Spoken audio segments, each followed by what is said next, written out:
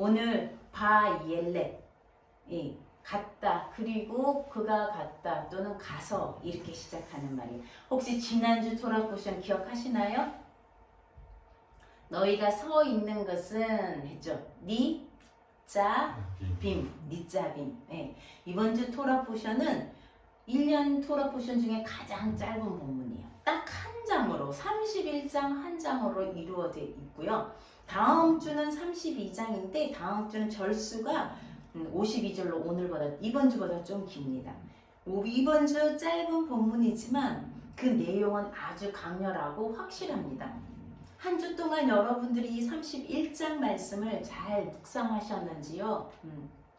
저는 지난 목요일, 금요일 이틀 동안 창동 영광교회에서 하는 선교사 대회에 참여하였습니다.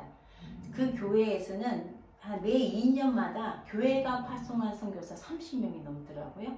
선교사 36명인지 그들을 불러다가 선교사 대회를 하는데 저희가 이틀만 참석해서 희망나무, 제가 속한 희망나무 장신상담센터에서 그 선교사님들의 멤버 케어를 위해서 심리를 돌보는 거죠. 디브리핑이라는 프로그램으로 1박 2일 진행했습니다. 이틀 동안 여러 나라에서 온 선교사님들, 한국인 선교사님들이요. 그 교회가 파송한 선교사님들을 4개의 그룹으로 6명씩 나누어서 진행했는데 저와 함께 하신 그룹의 선교사님들은 그 선교한 기간이 많게는 30년, 꽤 길죠. 30년에서 가장 짧은 선교 기간이 16년이었습니다. 그들의 이야기는 어떻게 선교사로 헌신하게 되었는지, 또 아무것도 모르고 열정만으로 선교지에 파송되어 들어갔던 일, 선교지에서 힘들었던 경험, 힘들었던 이야기가 굉장히 많았는데요. 그 속에는 예기치 못한 교통사고, 또 함께하는 선교사들과 갈등, 또 현지인들의 배신, 외로움, 또 아프가니스탄에 계셨던 분은 2달째 전기 없이 살았던 일, 비자를 못 받는 일, 비자 받기 위해서 자신의 신분을 위장하고 또 살았던 일, 또 관계의 어려움, 상황의 어려움, 외로움, 이런 엄청난 어려운 일들을 많이 겪으셨더라고요. 이런 선교지에 있는 이야기들을, 힘든 이야기들을 하는 한 주간, 이틀간이었습니다. 선교사님들이 행복했던 경험을 또 얘기하는 시간이 있었는데 행복했던 일을 찾는 게 의외로 어려웠습니다.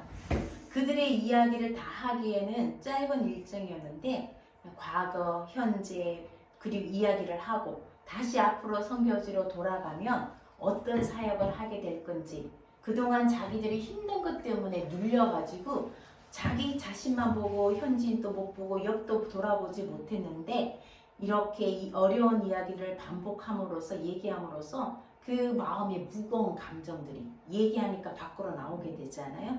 그렇게 해서 환기가 되고 좀 편안한 것을, 편안해 하시는 것을 지켜보는 시간이었습니다. 하루 첫날, 이튿날 홍준 교수님의 강의를 시작해서 오전, 오후, 저녁 9시 반까지 밥 먹는 시간만 빼고 앉아서 그들의 어려운 얘기들을 듣고 다음날 또 오전, 오후, 점심 먹는 시간 빼고 오후 3시까지 그렇게 어려운 이야기들을 듣고 하다 보니까 집에 와서는 거의 뻗다시피 하고 쓰러지다시피 하여 잤는데요. 어쨌든 그렇게 이틀을 지나고 오니까 하나님께서 또 우리를 통해서 그런 선교사들의 어려움을 듣게 하시고 돕게 하시는구나 감사하게 됐습니다. 자, 오늘 바옐렉은 그리고 그가 갔다, 할라크 동사에서 왔어요. 갔다라는 거예요. 그래서 행진하다, 걷다, 떠나가다, 여행하다, 쫓다, 따르다, 함께 가다, 앞에 가다, 이런 의미예요. 그래서 1절에 보시면 이제 제 성경, 제가 갖고 있는 성경으로 조금 번역된 걸로 여러분 띄울게요. 아까 우리가 읽었던 거는 개역 개정판이고요. 지금부터는 제가 갖고 있는 성경 좀 히브리어 원어에 충실하게 번역된 성경이에요. 1절, 모세가 갔다. 그리고 이 모든 말씀을 온 이스라엘, 모든 이스라엘에게 말했다. 모세가 가는 거예요. 제목이 바옐렛. 그리고 모세가 갔다. 이렇게 시작하는 거예요. 바옐렛 모세 이렇게 나오거든요. 누구에게 갔느냐? 온 이스라엘에게. 온 이스라엘 그곳에 있는 출애굽을 한 모든 이스라엘 속에는 잡족도 있어요. 순수한 유대인만 있는 건 아니라 잡족들도 같이 있었고 이방 나그네들도 있었는데 그 모든 사람들 모두를 포함하는 거예요. 신약에서는 유대인과 이방인을 다 해서 온 이스라엘이라고. 꼭 유대인만 아니어도 신약에서는 그래서 그 유대인과 이방인을 합해진 사람을 한 세 사람. 그래서 한 세 사람 교회라는 이름도 있잖아요. 그 새로운 사람. 유대인뿐 아니라 이방인, 우리 믿는 이방인까지 합한 사람을 한 세 사람이라고 해요. 요한계시록에 보면요. 이 일들이 있어요. 요한계시록 7장 9절에서 10절 보면요. 이 일 후에 내가 보니 각 나라와 족속과 백성과 방언에서 이제 마지막 날에 우리가 하나님 보좌 앞에 설 때에 어린 양 앞에 설 때에 우리만 서는 게 아니에요. 온 나라, 족속, 백성 우리가 알 수 없는 방언들을 그 방언이란 말은 언어를 하는 사람들이 다 모여서 흰 옷을 입고 손에 종려가지를 들고 어린 양과 보좌 앞에 서서 큰 소리로 외친대요. 뭐라고요? 구원하심이 보좌에 앉으신 우리 하나님과 어린 양께 있다. 이 찬양도 있잖아요. 모든 생각해보세요. 피부색이 금은 사람, 노란 사람, 하얀 사람 온갖 말하는 사람, 머릿결이 곱슬한 사람 다 모여서 어린 양과 우리 하나님 앞에서 구원하심이 오직 하나님께 있다고 찬양하는 그날이 올 거라는 거예요. 그런 날을 미리 좀 맛보는 거예요. 우리 지난주에 닉자빔 주간에 29장 10절이었잖아요. 한번 이거 지난주 본문이었어요. 한번 읽어볼까요? 시작. 너희 어린아이들과 너희 아내들과 내 진들 가운데 있는 내 나그네와 내 나무들을 하는 자로부터 내 물을 깃는 자까지 오늘 너희 하나님 여호와 앞에 서 있는 것은 우리가 언약 앞에 모든 사람이 다 쓴다 있잖아요. 그 언약 앞에 설 수 있는 사람 온 이스라엘 히브리어는 콜이라고 그래요. 온 모든 콜 이스라엘. 그래서 장신대에 김용룡 총장님이 옛날에 신학 이름을 온 신학이라고 했어요. 온 신학. 그게 히브리어라면 콜인데 모든 사람들이 하나님 앞에 서는 그런 신학을 아마 말씀하신 것 같아요. 우리 존재 목적, 우리 교회, 오늘도 우리 권사님 기도한 것처럼 고막기 교회, 쉐마 교회, 희망교회, 마이마인 교회의 존재 목적이 뭘까요? 모든 사람을 하나님의 언약 앞에 서게 하는 거예요. 우리가 모든 사람을 다 할 수 없어요. 그냥 우리가 있는 곳에서 이 지역에서 내가 만나는 사람들을 하나님의 언약 앞에 예수 그리스도의 십자가 앞에 서게 하는 거. 난 어린아이인데요. 난 아무것도 몰라요. 예수님도 신앙도 잘 몰라요. 상관없습니다. 나는 나이가 너무 많아서 세상에서 일도 안 주는 노인인데요. 상관없습니다. 신천지는요. 어떤 사람을 좋아할까요? 여러분 신천지 코로나 때문에 많이 드러났잖아요. 신천지가 무슨 일을 하고 있는지. 나이 많은 사람을 좋아할까요? 젊은 사람을 좋아할까요? 신천지.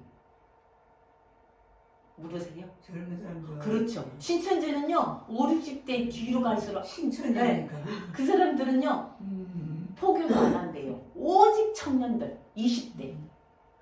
하나님은 그렇지 않아요. 신천지 같잖아요. 모든 사람들을. 그런 사람들은요. 젊은 청년들만 목적 타겟으로 삼는다는 거예요. 하나님 그런 분이 아니에요. 나이 들었다고 제외하는 분이 아니에요.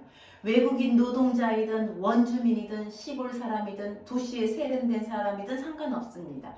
하나님의 언약, 십자가 언약 앞에는 어린아이든 나이 든 사람이든 나그네든 무슨 일을 하는 사람이든 지위가 높든 낮든 유능한 전문인이든 일용직이든 상관없습니다. 남자든 여자든 전업주부든 장애인이든 비장애인이든 모든 사람을 예수 그리스도의 십자가의 언약 앞에 설 자격이 있습니다.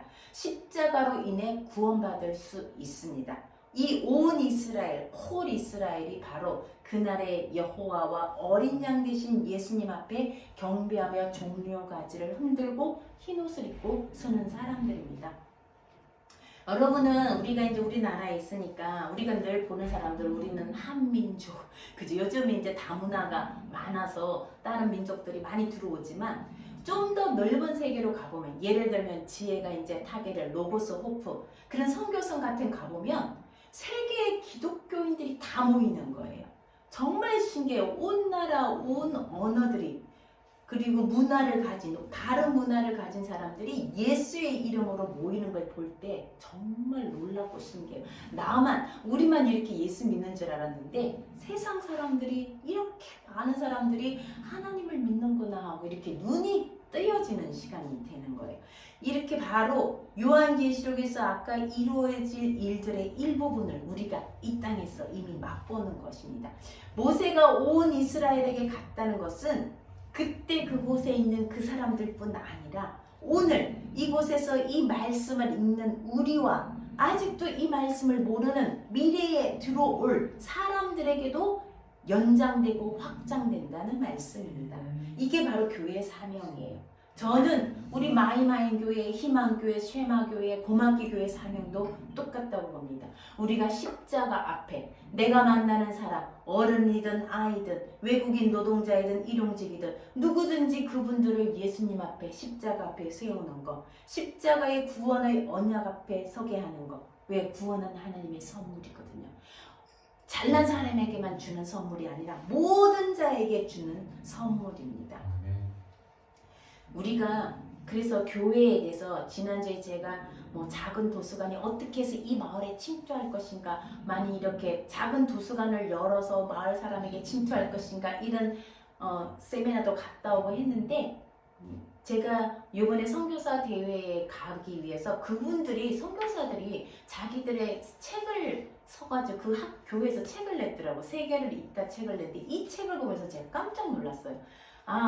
우리가 마이마인 교회든 우리가 이 땅에 교회가 있는 것은 물론 마을에 침투를 해야 되는데 어떤 교회를 지향할 것인가. 저 이 책을 보면서 굉장히 많은 도전을 받았는데요. 뭐냐면요.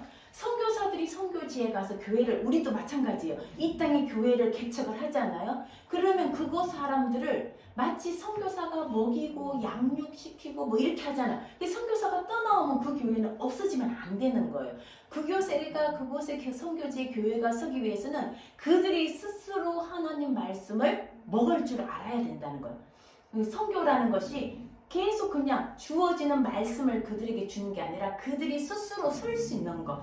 그게 선교지뿐만 아니라는 거예요. 제가 이 책을 보면서 그런 얘기가 나와요. 뭐라고 나오냐면 이분이 그 고민을 많이 한 거예요. 도대체 선교가 뭔가 이런 고민하면서 스스로 말씀을 읽고 해석할 줄 아는 사람.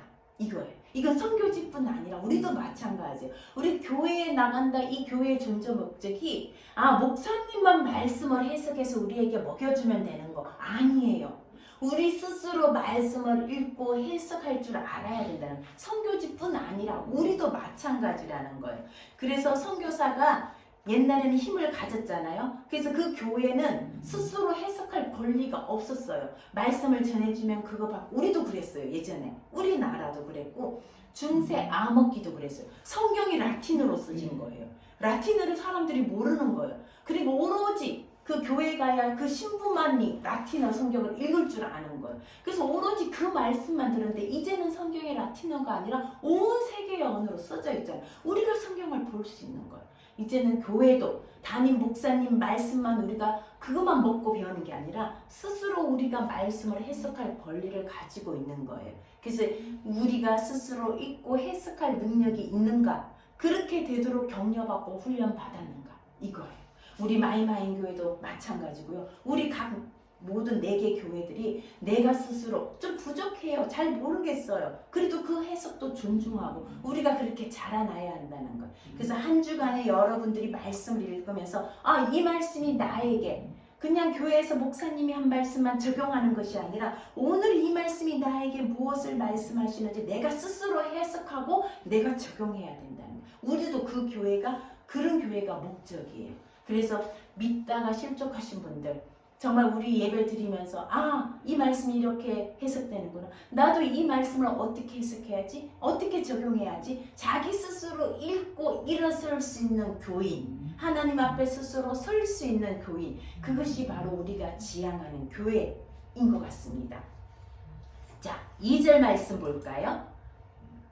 그가 그들에게 말했다. 나는 오늘 120세다. 더 이상 나갈 수도 없고 들어올 수도 없다. 그리고 여호와께서 너는 이 야르덴 요단강이에요. 이 요단을 건너지 못할 것이에요. 누구 말이에요? 모세가 오늘 120살이에요. 이제 더 이상 나가고 들어올 수 키택째 나가다 들어올 때에 키타고 더 이상 할 수 없다는 것. 이 요단을 아바르 건너가지도 못한 왜? 하나님 말씀하신 너는 요단을 건너지 못한다. 누가 건넌다 그랬어요? 모세의 후계자가 누구라고요? 여호수아가 건넌다는 거예요. 모세 나이 120살. 우리 모세만큼 많은 사람 아무도 없어요. 그죠? 40세의 이집트 왕궁 어릴 때 물에서 건져내서 이집트의 그저 바로의 딸에서 키워져서 40세에 이집트 사람을 죽이고 미디안 광야로 도망갔다가 80세에 하나님의 부름을 받고 40년 동안 이스라엘을 이집트에서 인도해내는 일을 한 정말 하나님의 사람이었죠. 근데 드디어 120살 딱 생일날이에요. 내가 120살 오늘 요단 앞에 섰지만 나는 너희들과 함께 저기로 가지 못한다는 거예요. 모세의 나이는 120살인데요. 자, 34장 한번 보실래요? 제가 타이핑은 하지 않았는데요. 34장 7절 제 성경에 이렇게 되어 있어요. 모세는 그가 죽을 때 120세였다. 그러나 그의 눈이 침침하지 않았고 그의 기력이 없어지지 않았다. 120살인데 아프지 않았다는 거예요. 저는 벌써 눈이 침침한데 눈이 침침하지 않고 기력도 없어지지 않았다. 우리 공동체에 있는 어르신들에게 이런 복이 임하기를 축복합니다. 정말 생명이 그냥 다 해서 하나님 부르시는 거예요. 아파서 죽는 게 아니라 생명이 다 있어. 참 이렇게 죽는다면 얼마나 복이겠어요? 이 생일에 모세는 정말 하나님 부름을 받아요. 나는 120살이어서 더 이상 나가지도 들어가지도 못한다. 이 요단강을 건너지 못한다. 모세는 그들과 함께하지 못해요. 여기까지가 모세의 사명이에요. 이제 하나님 앞에 부름받기 전 죽기 전에 자기의 후계자 여호수아를 바로 세웁니다. 예수님의 이름 우리가 예슈아라고 하는데 이게 바로 여호수아예요. 같은 말이에요. 구원하다, 구원자. 여호수아, 예슈아. 자, 3절 말씀 볼까요? 3절에 자, 요거 한번 같이 볼까요? 시작. 내 하나님 여호와께서 내 앞에서 건너가신다. 이 나라들을 몰살시키고 너희는 그들을 차지할 것이다. 여호수아가 너희 앞에서 건너간다. 보통 히브리어는요 우리나라 말하고 달라요. 나는 어디로 간다. 이렇게 내가 주어가 먼저 나오잖아요. 근데 히브리어는 동사가 먼저 나와요. 아까처럼 바옐레 그리고 갔다 모세가 보통 문장 구조가 동사부터 나와요.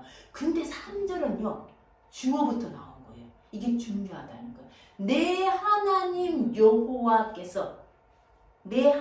여호와께서 건너가신다. 원래대로 하면요 건너가신다 내 하나님 여호와 이래야 되는데 이 문장 구조가 바꿔버린 거예요. 내 하나님 여호와 건너간다. 제가 보기에 강조하는 거예요. 누가 간다? 모세 너가 가는 게 아니라 하나님이 건너가시고 그리고 여호수아가 너희 앞에서 건너가신다. 가다는 동사 할라크 다음으로 중요한 게 아바르예요. 건너가다는 동사예요. 요단을 건너간다는 건 새로운 곳으로 들어가는 거예요.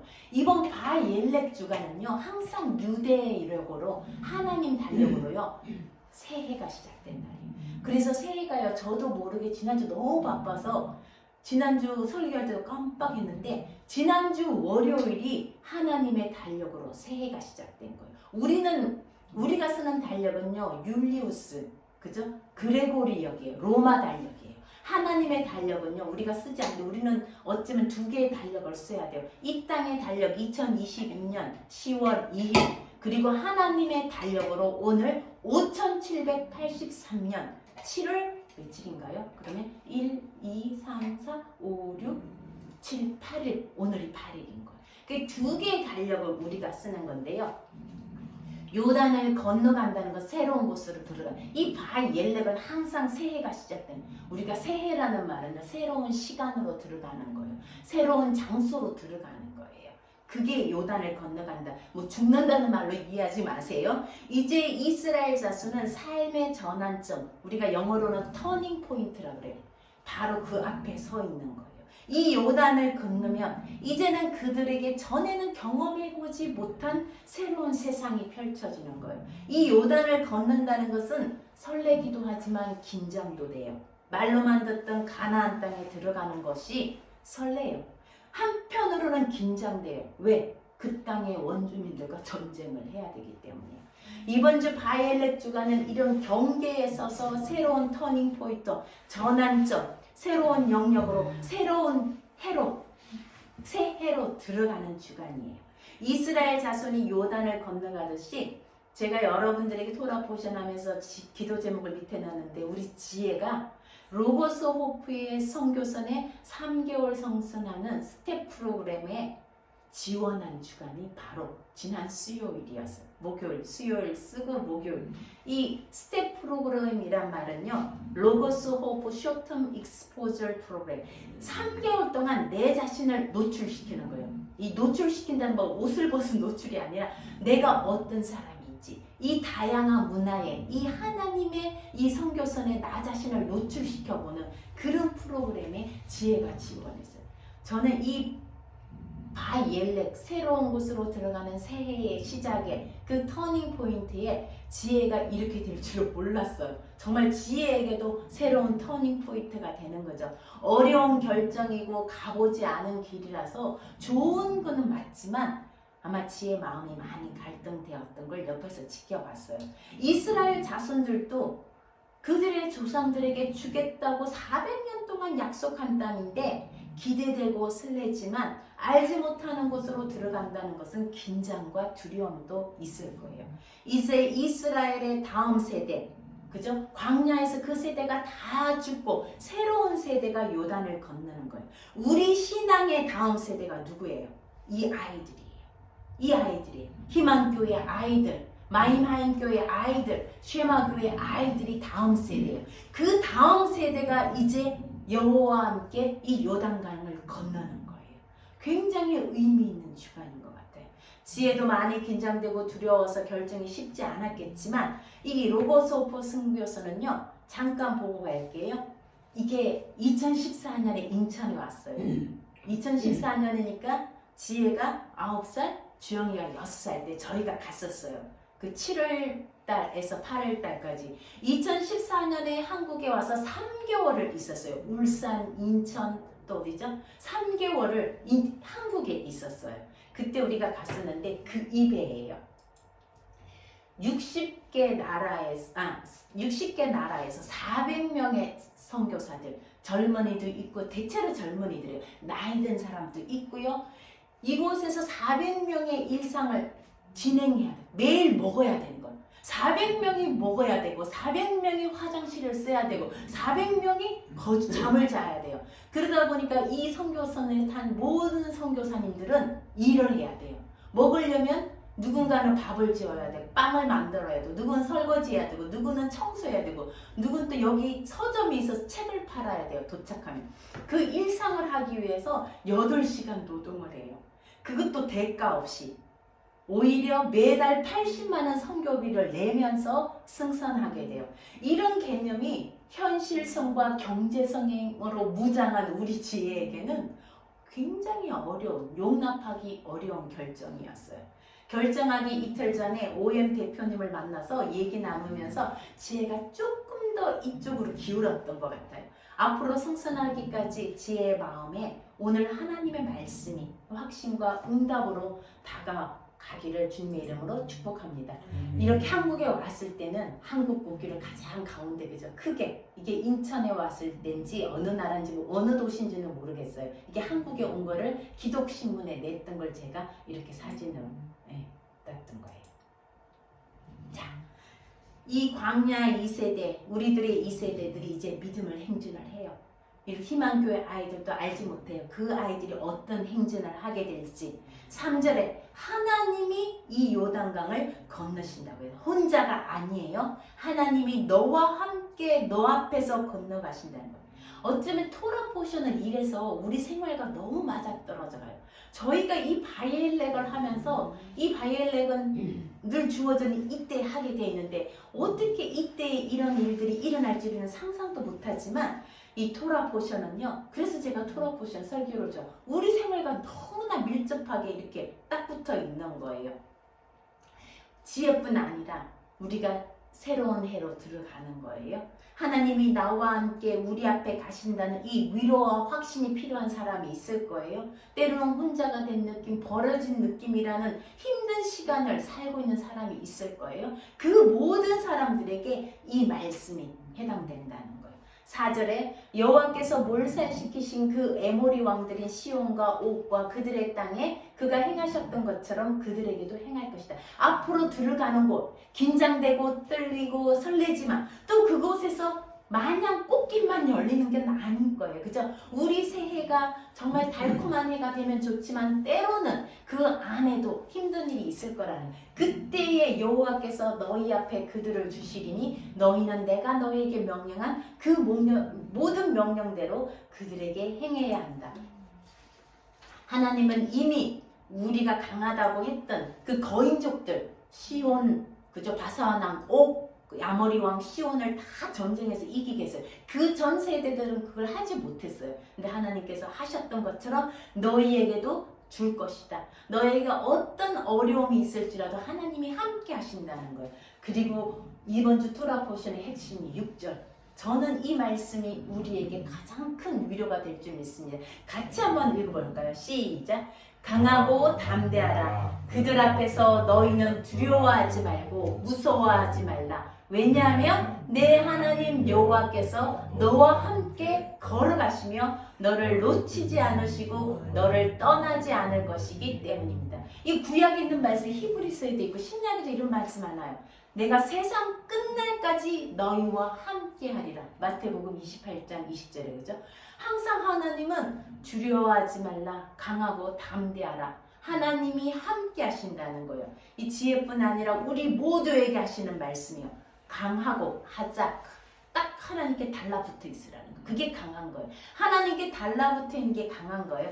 담대하라, 아마츠, 두려워하지 말라, 야레, 떨지마, 무서워. 하나님을 두려워하다는 뜻도 있고요, 무서워하다는 뜻도 있어요. 이 똑같이 써요. 너희가 두려워하지 말라 할 때 야레라는 동사는요, 하나님을 경외하다 할 때도 이 동사를 써요. 야레라는 동사를 써요. 하나님이 너희와 함께 하실 것이다. 하나님이 너를 놓치지 않는다는 말은요, 그냥 홀로 내버려 두는 거. 라파라는 뜻인데요, 우리 하나님 여호와 라파 할 때는 고치다는 뜻이고 발음은 똑같은데 철자는 달라요. 이건 홀로 남겨두다, 상관하지 않는다, 궁지에 내버려두다. 하나님 우리 그런 분이 아니라는 거예요. 홀로 남겨두지 않는다는 거예요. 우리를 상관하지 않고 너 그냥 알아서 살아라 그러시는 분이 아니라는 거예요. 너를 떠나지 않는다, 아자보, 버리다, 남겨두다. 하나님은 우리를 떠나지 않고 버리지 않으십니다. 아까 우리 찬양한 것처럼 고와 같이 너희를 버려두지 않고 우리에게 성령을 주셔서 우리와 함께 하시는 그런 분이라는 거예요. 1절에 모세가 온 이스라엘에 가고, 그 다음에 이제 6절에는 누가 간다고요? 모세만 가는 게, 모세는 요단을 못 건너가요. 하나님이 가신다는 거예요. 하나님이 너희 앞서 가시고 너희와 함께, 우리 임마누엘, 너희와 함께 하시는 하나님, 임카라고 그래요. 너와 함께, 이미 함께란 뜻이거든요. 함께 가신다는 거예요. 하나님이 우리와 함께 가는 것, 이게 동행이에요. 바옐렉은요, 동행이란 뜻이에요. 부모는 자녀들과 언제나 동행하지 못해요. 저희 부부가 아무리 지혜를 사랑한다고 해도 로고소포까지 따라갈 수는 없어요. 하나님이 동행하시는 거예요. 하나님이 함께 가시는 거예요. 심지어 앞서 가시는 거예요. 그분이 인도하시는 거예요. 자, 7절 볼까요? 모세가 여호수아를 불러요. 하나님이 모세에게 말씀하시고 이제 모세가 여호수아를 불러서 이스라엘 사람들 앞에 눈앞에 세워놓고 똑같이 말해요. 자, 우리 똑같은, 자, 7절 밑에 강하고부터요 8절까지 아까 그 말씀 반복이에요. 너무 중요한 말씀 이렇게 2번씩 반복하시는 거예요. 자, 이것을 하나님이 나에게 주시는 말씀, 모세가 여호수아에게만 하는 게 아니라 오늘 하나님이 나에게 주시는 말씀으로 우리 괄호 끊어 빼고요. 한번 읽어볼게요. 시작. 강하고 담대하라. 이제는 너는 이 백성과 함께 여호와께서 그들의 조상들에게 주시겠다고 맹세하신 그 땅으로 들어가라. 그리고 너는 그것을 그들에게 유업으로 나누어 주어라. 여호와께서 내 앞에서 걸어가시며 너와 함께 계시며 너를 놓치지 않으시고 너를 떠나지 않으실 것이다. 너는 두려워하지 말고 너는 놀라지 말아야 한다. 아멘. 원래 새해로 들어가는 우리에게 주시는 하나님 말씀 몰라요. 어떤 새해가 펼쳐질지. 그렇지만 하나님께 딱 붙어서 강하고 담대하라. 하나님이 우리와 함께 하신다는 이 말씀, 우리와 우리의 다음 세대 아이들에게도 동일하게 우리가 전달하고 위로하고 확신을 주는 말씀입니다. 그리고는 이 말씀을 기록해서 언약궤를 매는 제사장들에게 주라는 거예요. 그리고 언제 이 말씀을 읽느냐? 매 7년마다, 이 7년마다 7년에 7번 오면 흰년이고요. 7년 끝에 면제년이라고 해요. 면제년은 다 돌려보내는 거예요. 빚도 다 탕감해 주는 거예요. 그 끝에 초막절에 이 말씀을 사람들을 모아놓고 또 읽어주라는 거예요. 자, 우리가 히브리의 명절을 우리는 안 지내니까 잘 몰라요. 레위기 23장 24절 지난주 월요일이 로시 하샤나 새해라 그랬잖아요. 그건요 유대인들의 새해가 아니에요. 하나님의 달력이에요. 레위기 23장 24절 25절 보면요, 우리 24절만 읽어볼까요? 시작. 이스라엘 자손에게 말하여 이르라. 일곱째 달 곧 그 달 첫날은 너희에게 쉬는 날이 될지니 이는 나팔을 불어 기념할 날이요 성해라. 매달 7월 1일 우리 달력하고 달라요. 그게 지난 월요일 우리 9월 26일 날이었어요. 그날이 새해인 거예요. 나팔절, 이게 나팔절인 거예요. 그래서 우리는 이스라엘이 아니어서 지금 뭐 나팔 소리 못 듣지만 이스라엘 가면요 이날에 사람들이 다 이 순양의 풀나팔을 부는 나팔절이에요. 그리고 사람들은요 새해 이제 올해가 우리나라는 그 로마 달력으로는 2022년 아직도 2022년이지만 5783년은요 아담이 만들어진 날부터 지금까지가 5783년이라는 거예요. 이제 새해가 시작되었어요. 이 사람들은 새해에는 뭘 먹느냐? 사과를 꿀에 찍어서. 이 뜻이 뭘까요? 달콤한 한 해 되세요. 로시 하샤나 이렇게 인사를 한대요. 그럼 그 말은 새해 복 많이 받으세요 이 말이에요. 로시 하샤나. 우리에게도 하나님의 달력이 열렸어요. 이제 새해예요. 하나님의 성경의 달력은 이렇게 해서 또 다시 또 창세기로 돌아가듯이 새해가 열린 거예요. 우리에게도 시간뿐 아니라 장소뿐 아니라 새로운 세계로 들어간 하나님과 더 깊이 더 가까이 바옐레 함께 동행하는 새해가 되기를 주님의 이름으로 축복합니다. 자, 그렇게 하면서 이번 주에 명절이 2개가 더 있어요. 그래서 하나 더 하면요 27절에 일곱째 달, 아까 1일은 나팔절, 열흘은 속죄일, 우리가 말한 대속죄일. 그게 언제냐? 돌아오는 수요일. 그게 7월 10일이에요. 우리 날짜 달력으로는 10월 5일이죠. 이날에 스스로 괴롭게 하여 여호와께 화제를 드리고, 이게 히브리어로는 욤 키푸르, 욤은 날이에요. 키푸르는요 카파로 덮다는 거예요. 용서의 날, 용서의 날이에요. 이 날에 사람들은 다 금식해요. 이스라엘 사람 하루 종일 금식하고요. 상점, 가게 문 다 닫는데요. 이날 가면 아무것도 사 먹을 수 없대요. 이 욤 키푸르 금식하는 날이에요. 우리도 이 수요일에 정말 우리가 그동안 용서하지 못했던 새해가 되면서 우리의 관계 가운데 하나님께서 모든 걸 덮어주시고 새롭게 회복하는 날이 되기를 기도하는 날이 되었으면 좋겠어요. 그 다음에 또 연속해서 7월 1일, 7월 10일, 7월 15일 가을 절기가 다 이번 주, 다음 주, 지난주에 다 들어있는 거예요. 봄절기, 6월절은 다 지났고요. 가을절기 3개가 다 들어있는데 초막절이에요. 일곱째 달 15날은 초막절이니 이게 이제 언제냐면요. 우리 달력으로 언제죠? 저기 10월 언제부터인가요? 15일이니까요. 19일 날부터네요. 우리 10월 9일 날부터 초막절이에요. 숫꽃. 이 사람들은요. 초막절 일주일 동안 바깥에서 살아요. 집 아파트 안에서 안 살고 바깥에 아파트 베란다에서 사는 사람들 아파트 베란다에다가 이렇게 초막을 지어놓고 아니면 가정집에 사는 사람 저 광야 같은 데 가서 초막을 짓고 사는 그 절기가 지난주, 이번 주, 다음 주에 다 들어가 있는 거예요. 자, 신명기 31장 11절로 다시 돌아오면요. 이스라엘 사람들이 그 초막절에 다 모여서 이 토라의 말씀을 들어야 된다는 거예요. 어떤 말씀? 강하고 담대하라. 하나님이 너희와 함께 하시며 너희를 떠나지 아니하시며 너희를 버리지 아니하신다. 제가 아까 그 로고스 오프 얘기하면서 하나 빠뜨렸는데요. 아마 가게 되면 저도 전 로고스 오프가 아니라 둘로스가 부산 왔을 때 한 달간 성선했었거든요. 전 뭐 했느냐? 청소해서 화장실 청소만 했어요. 자, 생각해 보세요. 나이가 선교사로 가서 3년 동안, 2년, 보통 2년 타거든요. 2년 동안 타는데 계속 청소만 한다. 설거지만 하고 빵빵 굽는다. 이게 선교사인가? 이런 생각이 들 수도 있어요. 지혜도 아마 가면 내가 이거 하러 왔나? 이거 하러 선교비 80만 내고 왔나? 이런 자괴감이 들 수도 있어요. 이 책에 보니까 우리가 아는 유명한 선교사 GBT, 지금은 GMF 대표인데요. 잔 선교사님을 계시는데 그분이 성경 번역 선교회, 그분이 아프가니스탄 갔어요. 10년 동안 뭘 했냐니까요.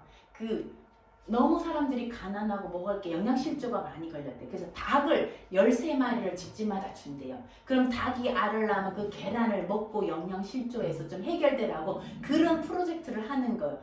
그러면 다니면서 닭이 병 걸리고 하니까 닭에게 백신을 놓는데요. 그래서 그 현지인 중에 축산과를 나온 사람을 따라다니면서 그 사람은 주사를 놓고 이 선교사님은 10년 동안 닭 날개를 붙잡아 준대요. 백신 놓도록. 그때 무슨 생각이 들어요? 내가 이거 하러 한국에서 파송받고 닭 날개 잡고 10년 동안 그런 생각 들지 않아요? 그게 선교예요. 그리고 그 아프가니스탄 떠나올 때 그 소바시라는 그 사람이 그랬대요. 이 아프가니스탄 사람들은요, 손님을 극진히 대접하는 나라예요. 당신은 나의 손님입니다. 이런 완전 최상급의 칭찬이에요. 근데 그 사람이 와서 이렇게 바래다 줄 때 선교사님은 이제 형제는 이분 보고 당신은 나의 형제입니다. 손님이 아니라 형제라는 고백을 했대. 10년 동안 따라다니면서 닭날개 잡아줬는데 그 한 사람을 얻은 거예요. 그래서 당신은 나의 형제라고 이렇게 하더래요. 어떻게 보면 선교는 그런 거예요. 우리가 지혜가 뭐 3개월 짧지만 가서 아마 청소만 할 수도 있고 책만 소개하다 올 수도 있고 설거지만 할 수도 있고 뭐 하고 올지 몰라요. 그게 선교라는 거예요. 자, 11절 말씀. 하나님이 그들을 모아서 그들 앞에 모아라는 거예요. 모든 이스라엘이 내 하나님 여호와 앞에 자신을 보이려고 그가 택하신 장소로 올 때 6월절이나 초막절에 이스라엘 사람들은 3번 여호와 앞에 나가는 거예요. 예루살렘으로 가는 거예요. 그때 사람들에게 이 토라를 읽어주어라. 이 말씀을 읽어주어라는 거예요. 사람들을 모으고, 자 12절 볼까요? 그 백성, 그 남자들과 우리 니짜빈과 똑같아요. 여자들과 어린이와 나그네와 모든 사람들을 할 너무나 중요한 동사예요. 모으다는 거예요. 소집하다. 그래서 우리 교회라는 단어가 신약에서는 에클레시아라 그러는데요. 구약에서는요. 케힐라예요. 모임, 공동체. 이 교회의 기원이에요. 모으는 거예요. 모아서 뭐하라는 거예요? 하나님 말씀을 듣고 배우고 하나님을 두려워하는 거, 경외 이렇게 표현했는데 사실 하나님을 존중하고 하나님을 하나님으로 인정하는 그걸 배우라는 거예요. 이게 교회의 사명이에요.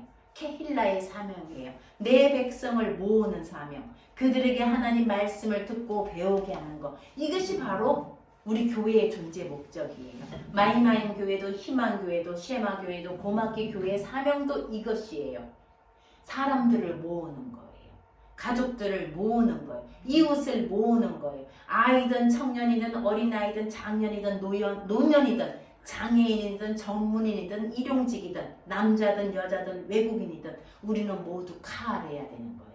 내게 주어진 이곳에 이웃들을 모으는 거, 그것이 교회의 사명이에요. 모아서 뭘 하느냐? 뭐 개조직하는 거 아니에요. 하나님 말씀을 가르치고 하나님을 경외하는 것을 가르치는 거예요.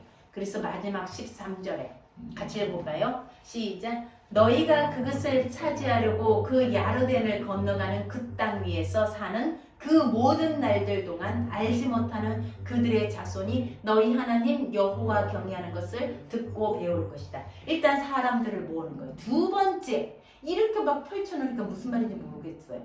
주어가 베니 자손들이 너희 자녀들에게 가르치라는 거예요. 첫 번째는 사람들을 모으고요. 두 번째는 자녀들을, 교회의 사명이에요. 마임하임 교회도 그렇게 생겨났어요. 워낙 교회가 많은데 왜 우리까지 교회 개척을 해야 되느냐? 우리의 자녀들을 위한 거예요. 이 자녀들을 위해서 자녀들이 하나님 여호와를 경외하는 걸 배우는 거. 이게 교회의 사명이에요. 우리의 자녀들, 말씀을 알지 못하는 우리 자손들이 하나님을 경외하는 것을 배우게 하는 거. 이 바탕 위에 마이마임 교회가 썼어요. 세상의 가치관이 우리 자녀들을 삼키려고 해요. 어떻게 이 아이들을 지켜낼까 고민하며 말씀을 묵상하는 중에 노아의 방주와 같은 배가 되어서 교회가 세상의 물이 우리 아이들을 삼키지 못하도록 역청을 발라주고 그들을 하나님 말씀으로 양육하는 것. 아침 저녁으로 하나님 말씀을 읽고 기도하며 시작하는 것. 이게 마임하임 교회의 시작이었어요. 아침은 아니고 저녁이에요. 우리의 신앙을 우리 자녀들에게 전수하는 것. 이것이 교회의 사명이에요. 온 이스라엘 하나님의 언약 앞에 우리에게 주신 사람들을 모아서 세우는 것. 그리고 그들에게 하나님 말씀을 배우고 하나님 경외하는 걸 듣고 지키고 행하게 하는 것. 이것이 우리의 사명이고요. 5783년 우리가 바옐렉하는 새해에 하나님이 우리에게 주신 사명으로 저희들이 받기를 그리고 이 길을 가기를 주님의 이름으로 축복합니다. 네. 이제 올 한 해 우리 지혜에게는 또 다른 로고소프 떠다니는 UN이라고 그러잖아. 워낙 많은 사람들이 모여 있으면 유나이티드 네이션 그리고 노아의 현대판 노아의 배, 기도로 움직이는 배 이런 호칭 별칭이 있어요. 그 배에서 새로운 바이엘렉의 하나님 동행하시는 하나님을 경험하고 또 저희들 나름대로 우리에게 어떤 새해를 열어가시는지 또 우리 희망교회는 그 아이들 한 아이들 자라나면서 그 아이들이 어떻게 하나님과 동행하며 또 하나님의 교회를 세워갈지 물론 물질적으로 신체적으로 그들을 돌보지만 영적으로 하나님 말씀으로 그들을 세워가는 그런 희망교회가 되고 또 쉐마교회, 고막기교회가 함께 우리가 이 일을 하는 바이엘렉의 주간 로시 하시아나가 되는 저와 여러분이 되기를 주님의 이름으로 축복합니다. 하나님 감사합니다. 저희에게 또다시 새해를 열어주시고 하나님과 동행하는 바이엘렉의 주간을 열어주심을 감사합니다. 새롭게 내 발걸음을 내딛는 지혜에게 하나님 또 올해는 준영이가 군에서 또 제대를 하고 나온 해입니다. 하나님 그 아들에게도 또 하나님 우리 희망교회 아이들도 새롭게 또 시작한 아이들 많습니다.